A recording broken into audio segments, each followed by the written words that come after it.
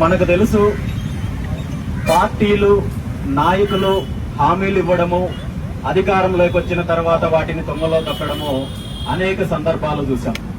కానీ ప్రభుత్వము ఉత్తర్వులు ఇచ్చిన తర్వాత ఆ ఉత్తర్వులు అమలు చేయడానికి 40 సంవత్సరాల కాలం పూర్తయినప్పటికీ కూడా ఇప్పటి వరకు అమలు చేయలేదంటే ఈ 40 సంవత్సరాల కాలంలో ఈ రాష్ట్రాన్ని పరిపాలించిన దద్దమ్మ నాయకులు ఎలాంటి వాళ్ళనేది ఈ రాష్ట్ర ప్రజలు అర్థం చేసుకోవాలి. ఈ రాష్ట్ర అభివృద్ధి కోసము, రైతాంగం కోసము, రాష్ట్ర పురోభివృద్ధి కోసము 1981 ప్రాంతంలో శ్రీశైల డ్యాం నిర్మాణం కోసము సుమారు 41 గ్రామానికి సంబంధించిన రైతులు, ప్రజలు సుమారు 1,10,000 ఎకరాలు దారదత్తం చేస్తే 26,000 మందికి పైగా నిరాశ్రులయ్యి రోడ్డు మీదకు వస్తే వారికి ఈ రోజు వరకు న్యాయం జరగలేదంటే ఎంతటి నీచమైన సంస్కృతిని పాటిస్తున్నాయో మనం అర్థం చేసుకోవాలి.